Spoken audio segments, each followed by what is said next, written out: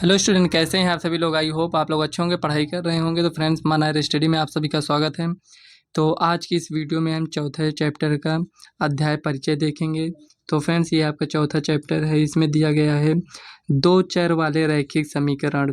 तो फ्रेंड्स, ये जो प्रश्नावली है 4.1 और 4.2, इसको लगाने से पहले आज की इस वीडियो में हम इस अध्याय का परिचय जानेंगे। उसके बाद अगली वीडियो में हम प्रश्नावली को कवर करेंगे।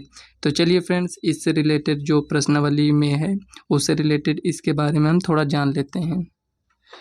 तो फ्रेंड्स, यहाँ पर आप देख सकते हैं अध्याय 3, इसमें दिए गए दो चर वाले रैखिक समीकरण। तो फ्रेंड्स, सबसे पहले इसमें आप देख सकते हैं कि ये इसमें समीकरण लिखा है और ये रैखिक लिखा है, यहाँ पर चर लिखा है या दो लिखा है। तो सबसे पहले हम इसके बारे में समझते हैं, ये चर किसे कहते हैं। तो चलिए इसमें हम चर किसे कहेंगे। तो फ्रेंड्स, मान लीजिए यहाँ पर कुछ दे दिया गया एक समीकरण के रूप में। पहले समझते हैं 3x + 4y + 5 = 0। मान लीजिए इस रूप में दे दिया गया आपको। तो इसमें आपसे पूछा जाए, मान लीजिए कि इसमें चर क्या है, अचर क्या है। तो आप कहेंगे कि ये जो यहाँ पर x और y लिखा है ये आपका चर होता है, ये चर होता है। अचर किसे कहेंगे? जो गिनती वाली संख्या होंगी, जैसे मतलब 3, 4, 5, 1, 2 कुछ भी हो, मतलब जिसे काउंट किया जाता है वो आपका अचर होता है। तो ये जो फाइनली ये जो x y जो लिखा है इसे इसी रूप में रिप्रेजेंट किया जाता है। चर को इसी रूप में रिप्रेजेंट किया जाता है। और ये जो अचर होता है इसको a, b, c इस रूप में इसे रिप्रेजेंट किया जाता है। ये आपका अचर होता है। अगर आप समीकरण की बात करें तो ये समीकरण आपको इस रूप में दिया रहेगा, x + b y + c = 0। तो यहाँ पर आप देख सकते हैं ये क्या है, ये चर है, ये भी चर है। और a, b और ये c जो लिखा है ये आपका अचर पद कहलाता है। तो फ्रेंड्स, ये जो एग्जाम्पल यहाँ पर लिए हैं ये आपका दो चर वाला रैखिक समीकरण है। इसको हम कैसे पहचानेंगे कि ये दो चर वाला रैखिक समीकरण है। तो यहाँ पर देखिए, एक चर ये हो गया x, एक चर ये हो गया y। तो इसमें कह रहा है दो चर वाले रैखिक समीकरण। अब ये रैखिक कैसे हुआ? तो फ्रेंड्स, रैखिक उसे कहते हैं जिसकी पावर 1 हो, अधिकतम पावर। यहाँ पर देखिए ये जो चर की अधिकतम पावर क्या है, 1 है, इसमें भी अधिकतम पावर 1 है। तो ये आपका इसमें दो चर मिल गया, अधिकतम पावर कितना है, 1 है। तो ये इसके बराबर में जब 0 लगा देते हैं तो ये आपका समीकरण बन जाता है। मतलब कि ये दो चर वाला रैखिक समीकरण ये बन गया है आपका। इसी रूप में आपका होता है दो चर वाला रैखिक समीकरण। अगर आप इसको इस रूप में देखना चाहें तो ये एग्जाम्पल है। और अगर आपको बुक में देखेंगे तो आपको इस रूप में मिलेगा, ये इस तरह दो चर वाला रैखिक समीकरण ये जो लिखा है इसमें। और इसमें ध्यान दीजिएगा, ये जो लिखा है इसमें ये a ≠ 0 होना चाहिए, b ≠ 0। अब यहाँ पर ऐसा क्यों कह रहे हैं कि a ≠ 0 होना चाहिए, b ≠ अगर मान लीजिए यहाँ पर a की जगह पर हम 0 रख देते हैं तो यहाँ पर क्या हो जाएगा, ये 0 हो जाएगा। और यहाँ पर अगर हम 0 रख देते हैं मतलब b की जगह पर तो ये भी 0 हो जाएगा। तो ये हमारा दो चर कहाँ बचेगा, ये जो चर यहाँ पर लिखा है ये बचेगा कहाँ, ये नहीं रहेगा। तो इसका मतलब ये इस रूप में तो रहेगा, लेकिन यहाँ पर a की जगह पर 0 नहीं होना चाहिए। कोई भी और संख्या आ जाए उससे मतलब नहीं है, लेकिन a और b की जगह पर 0 नहीं होना चाहिए। और मान लीजिए आपसे बोल दिया जाए कि एक चर वाला रैखिक समीकरण कौन सा होगा। तो ये जो आपके इसमें सॉरी फ्रेंड्स, ये आपका चैप्टर 4 था, यहाँ पर थोड़ा मिस्टेक हो गया था। ये चैप्टर 4 में ये देखिए दो चर वाला रैखिक समीकरण है। एक चर वाला रैखिक समीकरण कौन सा होगा, यहाँ पर एक चर पद होगा, यहाँ पर आपको 2 दिख रहा है, यहाँ पर 1 होगा। मान लीजिए 5x + 3 = 0। अगर मान लीजिए ये इस रूप में लिखा है तो ये आपका एक चर वाला रैखिक समीकरण कहलाएगा। उसके बाद थोड़ा आगे, अगर आपको यहाँ तक समझ में आ गया है तो थोड़ा आगे समझ लेते हैं। देखिए ये जो चर होता है ये आपका चर का मान, यहाँ पर चर का मान निश्चित नहीं होता है।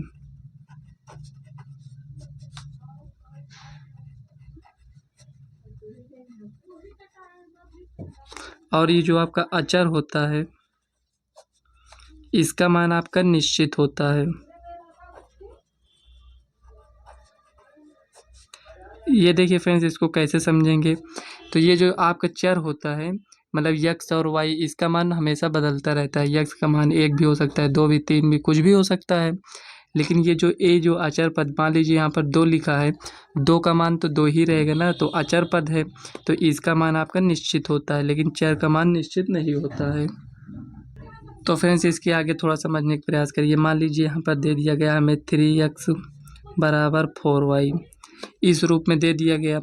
अब मान लीजिए इसमें अगर हम मान लीजिए 5 को ऐड करते हैं और इसके ये क्या है लेफ्ट साइड, ये क्या है इधर राइट साइड है आपका, तो 4y + 5।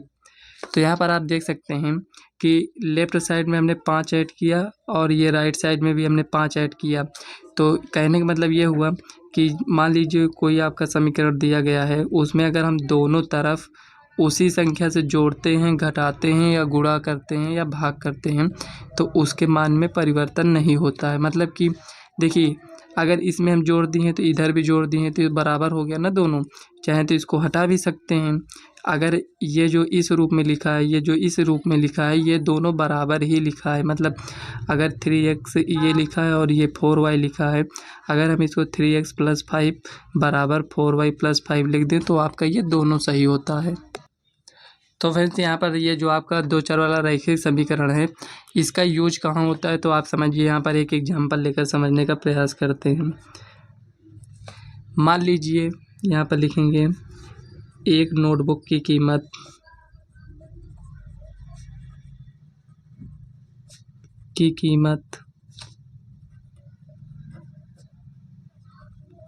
x रुपये है तथा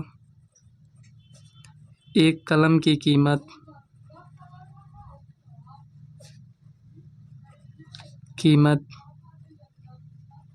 y रुपये है। ये हो गया। अब देखिए एक नोटबुक की कीमत कितना है, x रुपये है तथा एक कलम की कीमत कितना है, y रुपये है। मान लीजिए एक का हमें ये पता है और मान लीजिए हमें 5 नोटबुक खरीदना है और 8 कलम खरीदना है। तो एक नोटबुक की कीमत हमें कितना पता है, x है, और हमें 5 नोटबुक की कीमत पता करना है तो हम क्या करेंगे यहाँ पर 5x, और हमसे बोल दिया जाए 8 कलम की कीमत कितना तो 8y हो जाएगा। और उसके बाद हमसे बोला गया है कि दोनों को जोड़कर जितना पैसा बन रहा है उसमें से 60 रुपये दोनों का योग मतलब 60 रुपये, मतलब कि 5 नोटबुक खरीदे हैं और 8 कलम खरीदने जो दोनों को खरीदे हैं उसमें से 60 रुपये दुकानदार को देते हैं। तो देखिए 5x ये हो जाएगा, 8y ये हो जाएगा, इक्वल टू कितना समीकरण 60 बनेगा। मतलब कि दोनों का योग कितना बनेगा 60 रुपये। तो ये आपका क्या दिया गया, ये आपका रुपया दिया गया है। मतलब कि 5 नोटबुक की कीमत कितना है नहीं पता है हमें, 8 नोटबुक की कीमत ये 1 का पता है तो 5 का हम निकाल सकते हैं, 1 का पता है तो 8 का भी निकाल सकते हैं, गुणा कर देते हैं। उसके बाद दोनों को जोड़ने पर कितना आ रहा है 60 आ रहा है। तो आपका इसी तरह समीकरण बनेगा। उसके बाद ये जो x और y इसमें दिया गया है इसको ज्ञात करने के लिए क्या करेंगे, इसी प्रकार से एक समीकरण और आपका बनेगा। तो दोनों समीकरण के हेल्प से हम x और y का मान ज्ञात करेंगे। ये आपके प्रश्नावली 4.1 में इस टाइप के प्रश्न हैं। इसके बाद मान लीजिए हमसे इसमें बोल दिया गया 4x - 5y + 3 = 0। अब इसमें बोल दिया गया कि आपसे a और b और c का मान ज्ञात कीजिए। यहाँ से बोला गया a, b और c का मान ज्ञात कीजिए।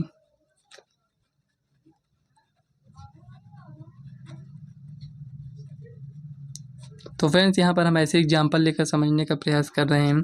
तो देखिए हमसे ए बी सी का मान ज्ञात करना है। तो ये ए बी सी है क्या, तो ये जो आपका समीकरण लिखा है अगर हम इसकी तुलना करें ax + by + c = 0 से अगर हम इसकी तुलना कर देते हैं इसकी, तो इसमें एक जगह पर क्या है 4 है तो a = 4 और b की जगह पर क्या है, ये b कहाँ पर है ये है, तो b की जगह पर क्या है 5 है, लेकिन यहाँ पर क्या है माइनस है तो -5, और c की जगह पर क्या है 3 है। देखिए यहाँ पर -5 क्यों लगाए हैं, तो यहाँ पर देखिए ये जो प्लस लगा है तो यहाँ पर एक प्रकार से देखें यहाँ पर प्लस लगा है और इसको अगर ब्रैकेट में लिख दें तो ये प्लस माइनस क्या होता है, माइनस हो गया है। इसीलिए यहाँ पर ये भी प्लस यहाँ पर लगा है और ये -5 लिखा है। तो भाई बी का मान कितना है, -5। सी का मान कितना है, 3।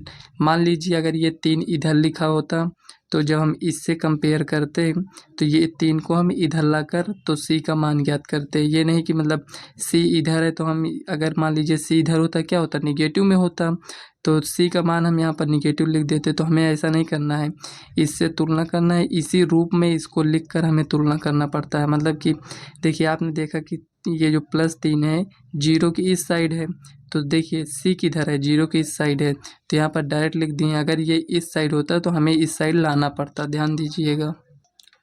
तो फ्रेंड्स ये जो प्रश्नावली 4.1 है उसमें आपको इतना ही समझना है। उसके बाद जो प्रश्नावली 4.2 है जब उसको लगाएंगे तो उसमें जो आपका इम्पोर्टेंट होगा उसको हम बताएंगे। तो फ्रेंड्स ये जो आपका 4.1 है, अगर आप इतना इसको समझ लिए हैं तो आप 4.1 की सवाल को लगा सकते हैं। तो फ्रेंड्स इसके नेक्स्ट वीडियो में हम 4.1 के क्वेश्चन को कवर करेंगे। तो फ्रेंड्स आज के इस वीडियो को यहीं तक रखते हैं। अगर आपको वीडियो पसंद आए तो वीडियो को लाइक व चैनल को सब्सक्राइब कर लीजिएगा ताकि आने वाले वीडियो का नोटिफिकेशन आपको सबसे पहले मिले।